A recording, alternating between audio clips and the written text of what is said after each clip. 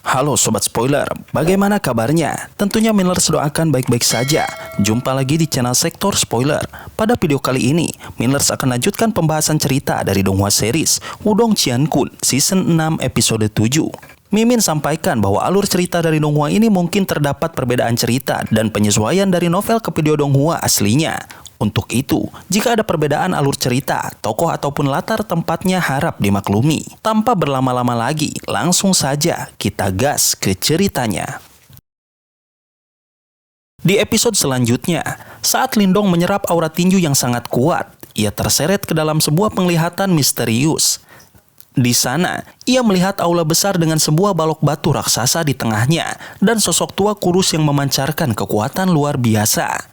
Dengan gerakan telapak tangan, pria tua itu melepaskan pukulan-pukulan kuat yang meninggalkan bekas halus pada balok batu. Pertanda kendali yang sangat presisi dan mendalam dalam seni bela diri. Lindong pun menyadari bahwa ada teknik hebat tersembunyi dalam setiap pukulan itu. Suara kuno tiba-tiba menggema di dalam hati Lindong, menyebut tentang tingkat 8 ideal sejati yang tersegel dalam balok batu tersebut. Saat ia hendak meraihnya, 3 orang lain, Song Duan, Peng Fei, dan Mosa muncul dan merebut gugusan cahaya yang muncul dari balok. Lindong hampir bertindak, namun Xiao Dao memperingatkan bahwa cahaya itu bisa saja palsu. Karena itu, Lindong memilih menahan diri meskipun ketiganya tampak menang. Lindong lalu memutuskan menyentuh balok batu itu secara langsung. Tiba-tiba, aura dahsyat menyambar tubuhnya dan balok itu pun pecah, mengungkapkan kekuatan sejati yang tersembunyi, aura tinju tingkat 8. Xiao Dao mengungkapkan bahwa aura sebelumnya hanyalah tiruan berkualitas rendah. Lindong pun merasa takjub karena ternyata warisan sejati sekte tingkat 8 kini telah berada dalam genggamannya. Meski kini jauh lebih kuat, Lindong merasa kesal karena hampir saja kehilangan kesempatan tersebut. Saat Song Duan dan rekan-rekannya hendak meninggalkan aula dengan percaya diri, Lindong menghadang mereka dan menuntut keadilan. Mereka membalas dengan sombong, menyebut bahwa hanya yang kuatlah yang berhak mendapatkan warisan. Pertikaian pun tak terhindarkan, dan Mosa menyerang Lindong dengan jurus pamungkasnya. Namun, Lindong tak gentar. Ia menahan serangan itu dengan kekuatan mental dan Yuan Power, lalu membalasnya dengan satu pukulan sederhana namun menghancurkan. Pukulan yang mengandung aura tinju tingkat 8. Serangan Mosa hancur seketika, membuat semua orang terdiam dalam ketakutan dan kekaguman. Serangan kuat Mosa yang selama ini dianggap tak tertandingi, justru hancur hanya oleh satu pukulan Lindong. Meski tampak sederhana, pukulan itu menyimpan kekuatan aura tinju tingkat 8 yang luar biasa, membuat semua orang yang menyaksikannya merasakan tekanan tak kasat mata yang menakutkan. Song Duan dan Feng Fei mulai menyadari bahwa kekuatan Lindong tak sekedar teknik fisik, melainkan hasil dari pemahaman seni bela diri tingkat tinggi. Mereka mengerti bahwa warisan sejati sekte tingkat 8 bukan berada di tangan mereka, melainkan telah jatuh kepada Lindong. Penyesalan pun menghantui hati mereka. Sementara itu, Mosa terhempas keras ke dinding akibat pukulan lanjutan Lindong. Kekalahan cepat ini membuat pasukannya terdiam dalam ketakutan. Tanpa ragu, Lindong mengambil cahaya warisan dari tubuh Mosa dan memberikannya kepada Xiaoyan, menunjukkan bahwa kekuatannya kini tak bisa diremehkan. Mosa yang merasa terpojok mencoba mengajak Song Duan dan Peng Fei melawan Lindong. Namun, keduanya memilih menyerah dan menyerahkan warisan mereka tanpa perlawanan. Sikap itu justru membuat Lindong menghargai mereka, dan ia pun membiarkan mereka pergi tanpa cedera. Dipenuhi amarah dan rasa malu, Mosa akhirnya mundur bersama pasukannya. Lindong memilih tidak mengejarnya, menyadari bahwa membunuhnya hanya akan menimbulkan konflik lebih besar. Kemenangannya telah cukup membuktikan siapa pemilik sejati warisan sekte tingkat 8. Lindong dan Xiaoyan lalu menuju bagian terdalam dari harta karun rahasia. Meski warisan belum sepenuhnya ia kuasai, aura tinju tingkat 8 adalah pencapaian besar. Di sisi lain, Xiaoyan menerima warisan segel langit tingkat 8, teknik sempurna bagi tubuh iblisnya. Lindong pun membagikan sebagian auranya pada sahabatnya itu. Tiba-tiba, langit bergetar dan sebuah pulau kuno muncul di celah ruang. Inilah warisan 4 sekte misterius hebat, pusat dari seluruh perburuan.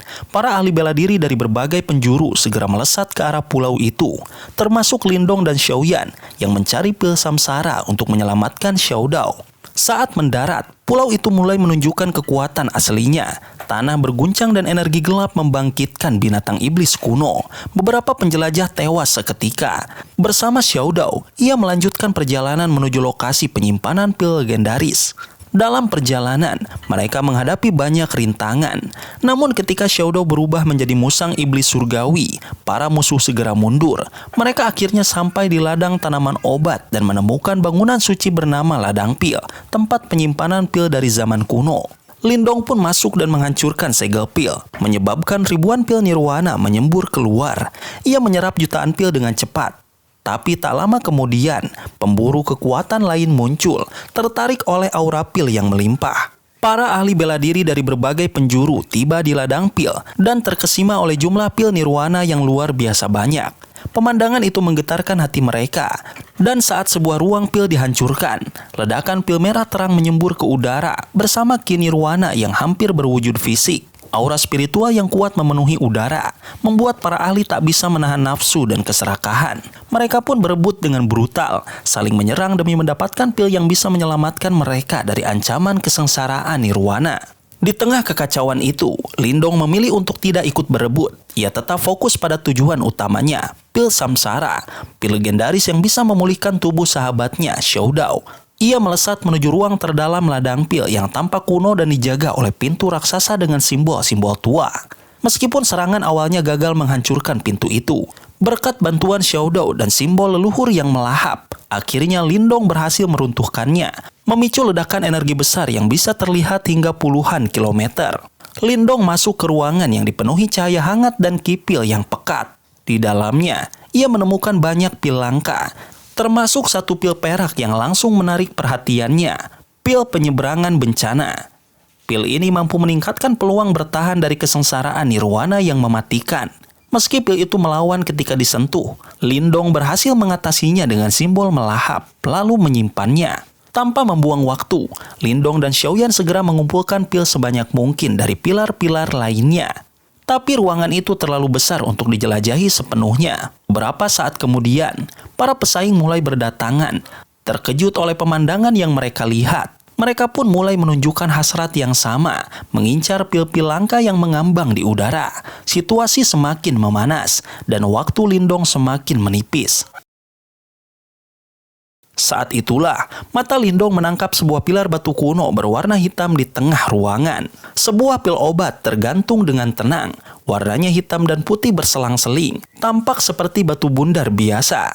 Tidak ada aroma, tidak ada gelombang energi khas pil, tidak ada tanda-tanda kekuatan tajam yang biasanya dipancarkan oleh pil tingkat tinggi. Namun, justru ketenangan inilah yang menyiratkan keberadaan luar biasa dari pil tersebut.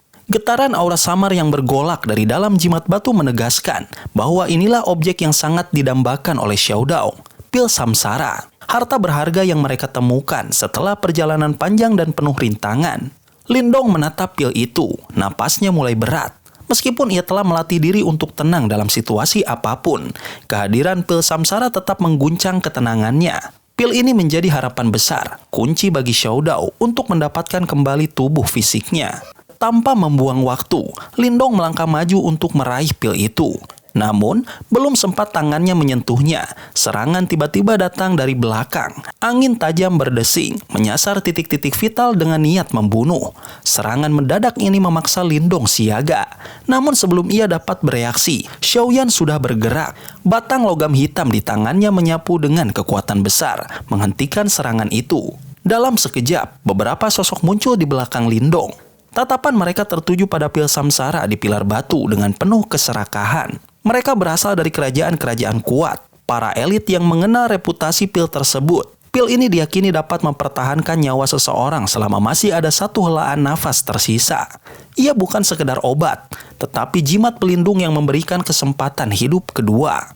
Ketegangan meningkat saat salah satu dari mereka berbicara.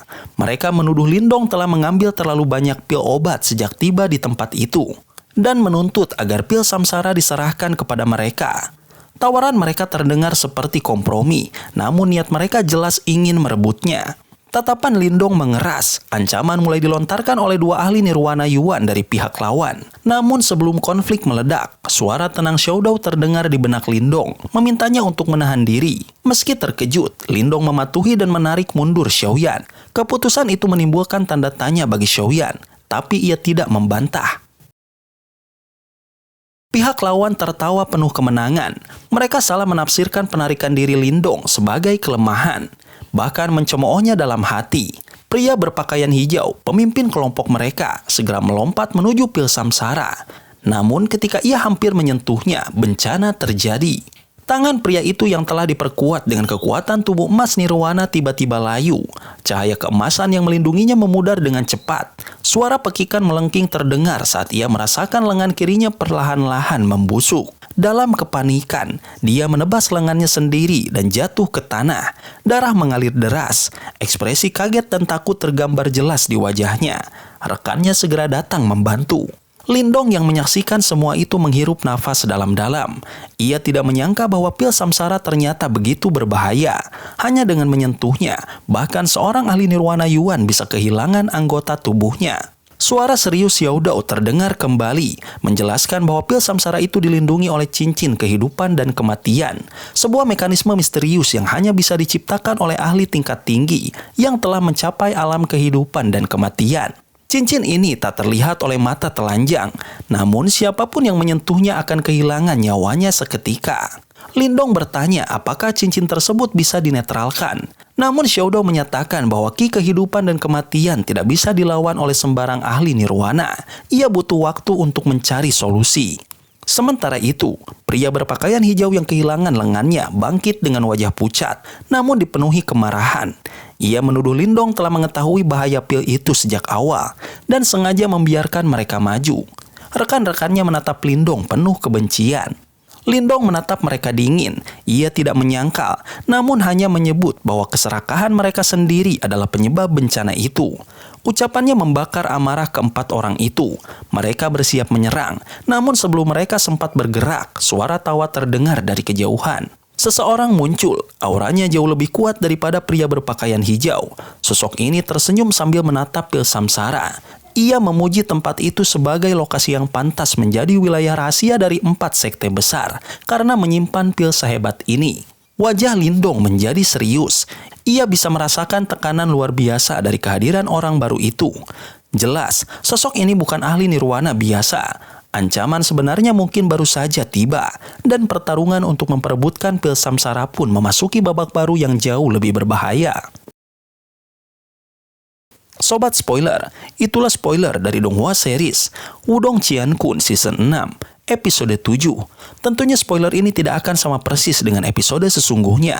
Maka dari itu, jika ada kesalahan dalam kata ataupun istilah, serta kekurangan atau kelebihan durasi, harap dimaklumi.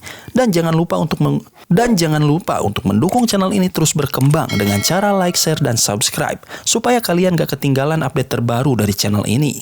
Terima kasih banyak sudah menonton video ini sampai akhir, Sobat Spoiler. Kritik dan saran positifnya silahkan di komentar. Sampai ketemu lagi di video berikutnya. Tetap semangat dan sampai jumpa.